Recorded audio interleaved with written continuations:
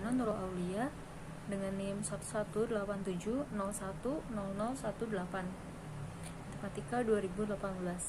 Nara Syarafina NIM 11870101037 dari Matematika 2018.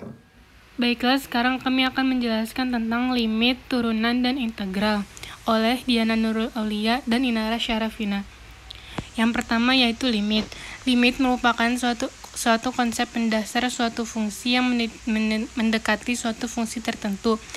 Pada dasarnya, limit digunakan untuk menyatakan sesuatu yang nilainya mendekati nilai-nilai tertentu seperti tak hingga, yang pada dasarnya adalah angka yang sangat besar yang nilainya tidak dapat dipastikan. Dalam matematika, konsep limit digunakan untuk menjelaskan sifat dari suatu fungsi saat argumen mendekati ke suatu titik atau tak hingga, atau sifat dari suatu barisan saat indeks mendekati tak hingga. Limit dipakai dalam kalkulus untuk mencari turunan dan kekontinuan. Bentuk umum sebuah limit yaitu seperti yang ada di gambar ini, lim x menuju ini fungsi ini dibaca limit x menuju c dari suatu fungsi fx sama dengan L. Contohnya, limit x menuju 3 dari fx sama dengan 11. Lalu ada teorema limit. Ada 9 teorema limit yang akan sangat berguna dalam menghadapi segala jenis soal limit. Yang pertama, limit x menuju c dari k sama dengan k. Yang kedua, limit x menuju c dari x sama dengan c. Lalu limit x menuju 0 dari k fx sama dengan k. Limit x menuju c dari fx. Limit x menuju c dari fx tambah gx sama dengan limit x menuju c fx ditambah limit x menuju c gx. Yang kelima, limit x menuju c fx min gx sama dengan limit x menuju c fx dikurang limit x menuju c gx. Yang keenam, limit x menuju c fx dikali gx sama dengan limit x menuju c fx dikali limit x menuju c gx. Yang ketujuh, limit x menuju c fx per gx sama dengan limit x menuju c fx per limit x menuju c gx, dengan syarat limit x menuju c gx tidak sama dengan 0. Yang kedelapan, limit x menuju c fx aksen sama dengan limit x menuju c fx aksen. Yang kesembilan, limit x menuju c dari akar fx sama dengan akar limit x menuju c dari fx asalkan limit x menuju c fx lebih besar daripada 0. Lalu lanjut ke contoh-contoh soal limit.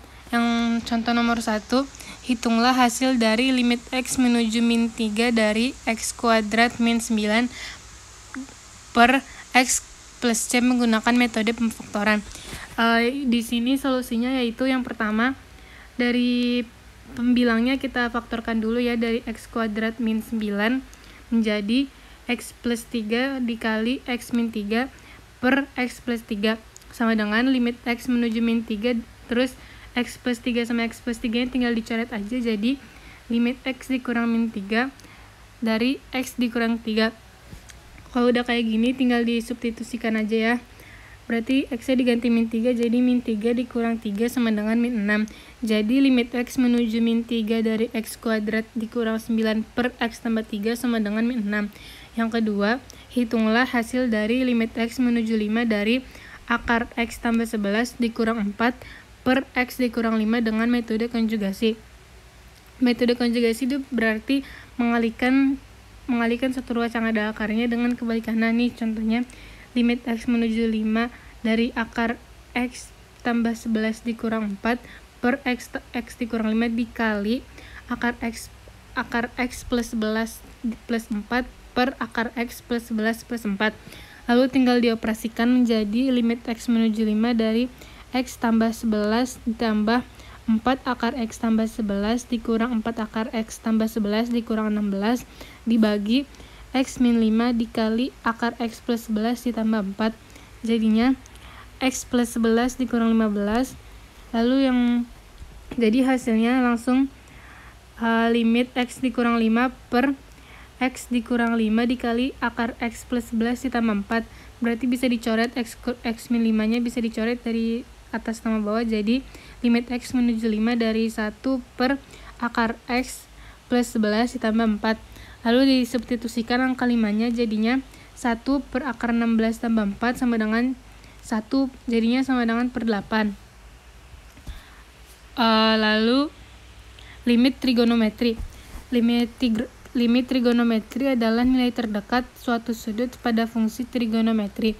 Perhitungan limit fungsi trigonometri bisa langsung disubstitusikan seperti limit fungsi aljabar, tetapi ada fungsi trigonometri yang harus diubah terlebih dahulu ke identitas trigonometri untuk limit tertentu, yaitu limit yang apabila kita langsung substitusikan nilainya bernilai 0, atau bisa juga untuk limit tak tentu tidak harus memakai identitas tetapi memakai teorema limit trigonometri, dan ada juga yang memakai identitas dan teorema. Rumus limit fungsi trigonometri untuk X menuju C. Yang pertama, lim X menuju C dari sin X sama dengan sin C, limit cos X sama dengan cos C, limit tan X sama dengan tan C, limit cosec X sama dengan cosec C, limit secant X sama dengan secant C, limit cotan X sama dengan cotan C. Terus ada dibagi lagi menjadi teorema A dan teorema B. Yang teorema A itu limit X menuju 0 dari sin X per X sama dengan limit X menuju 0 X per sin X sama dengan 1. Terus limit X menuju 0 dari tan X per X sama dengan limit X menuju 0 X per tan X sama dengan 1. Lalu limit X menuju 0 dari 1 dikurang cos X per X sama dengan 0. Teorema di atas berlaku saat X lebih dari 0.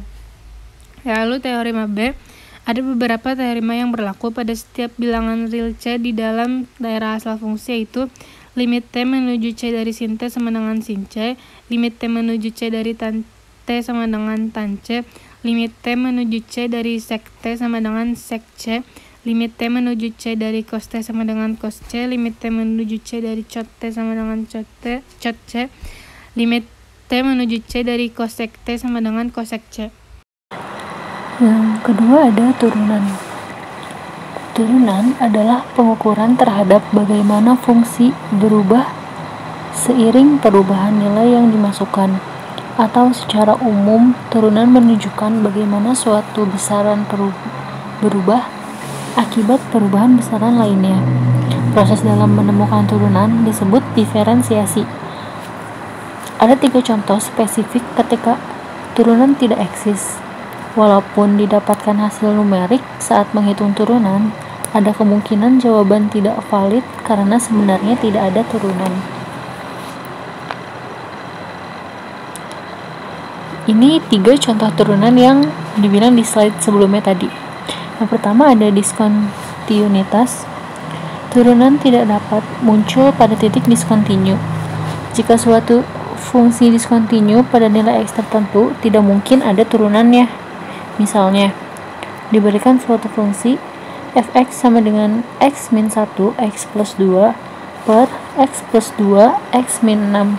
Tanpa perlu usaha, dapat dilihat bahwa f tidak memiliki turunan pada x sama dengan min 2 dan x sama dengan 6. Dengan kata lain, f tidak dapat diferensiasikan terhadap x. Yang kedua ada garis tangen vertikal. Garis vertikal tidak memiliki kemiringan, sehingga tidak terdapat turunan. Cukup sulit dikenali karena hanya dapat dilihat menggunakan grafik. Titik tajam. Yang ketiga ada titik tajam pada grafik. Jika grafik berisi titik tajam atau titik puncak, maka fungsi tidak memiliki turunan di titik itu.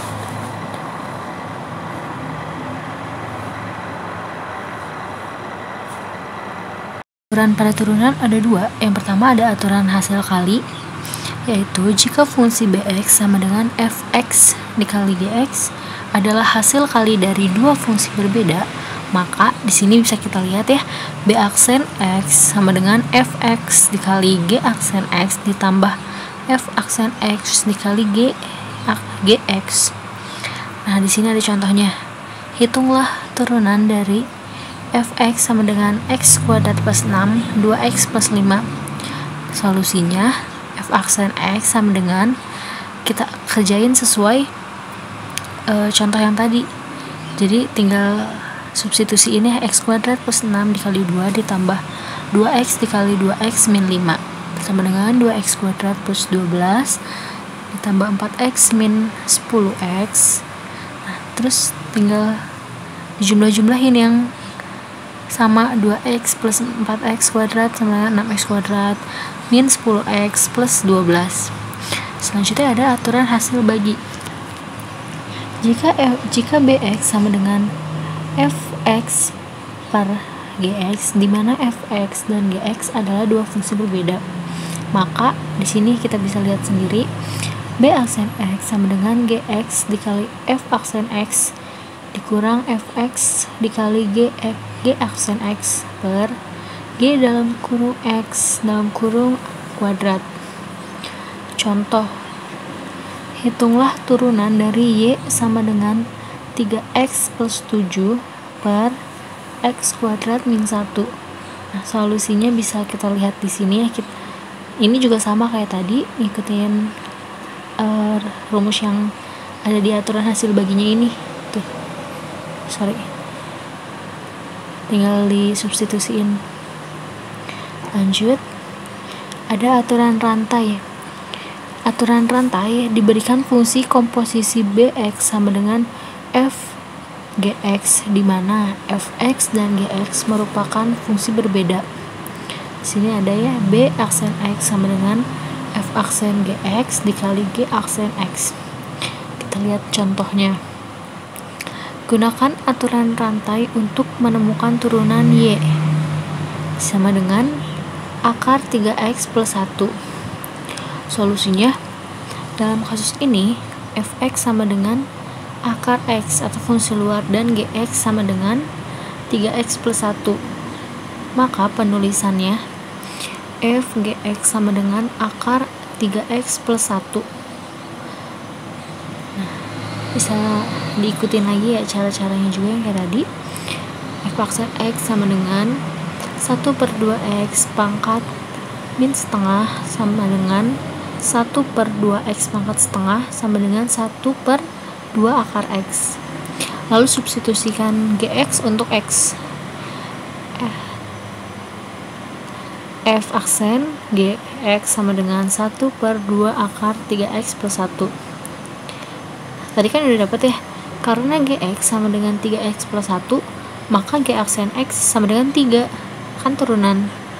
Maka g aksen sama dengan f aksen gx dikali g aksen x sama dengan 1 per 2 akar 3x plus 1 dikali 3 sama dengan hasil akhirnya 3 per 2 akar 3x plus 1.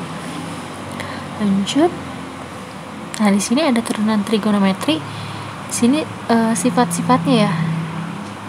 Jadi d per dx sin x sama dengan cos x. Kalau turunan cos x sama dengan min sin x. Turunan tan x sama dengan sekan kuadrat x. Turunan kotangan x sama dengan minus kosekan kuadrat x. Sekan x sama dengan sekan x tan x. Kosekan x turunannya min kosekan x kotangan x. Nah, selanjutnya ada integral. Integral secara sederhana dapat disebut sebagai inverse atau kebalikan dari operasi turunan. Integral dibedakan menjadi dua, yaitu integral tak tentu dan integral tentu. Integral tak tentu merujuk pada definisi integral sebagai inverse atau kebalikan dari turunan. Sedangkan integral tentu didefinisikan sebagai jumlah suatu daerah yang dibatasi kurva atau persamaan tertentu. Di sini bisa dibaca sendiri sebenarnya. Lanjut. Nah, di sini ada contoh-contoh penerapan integral. Yang pertama ada pada bidang matematika dan teknik. Integral digunakan untuk menghitung volume benda putar dan luasan pada kurva.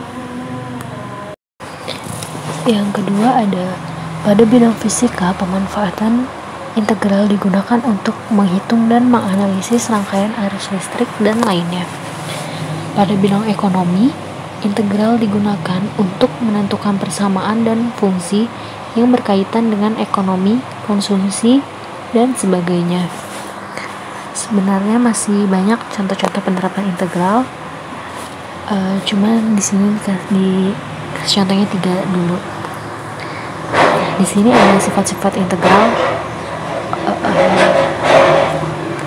Di PowerPoint ini belum dikasih contoh soalnya, biar seharusnya ada contoh soalnya biar langsung diaplikasiin sifat-sifat integral ini, cuman belum, mohon maaf. Jadinya di sini kita lihat dulu sifat-sifat integralnya, ada beberapa seperti ini ya. Sekian, terima kasih, mohon maaf jika ada kesalahan dari kami berdua. Wassalamualaikum warahmatullahi wabarakatuh.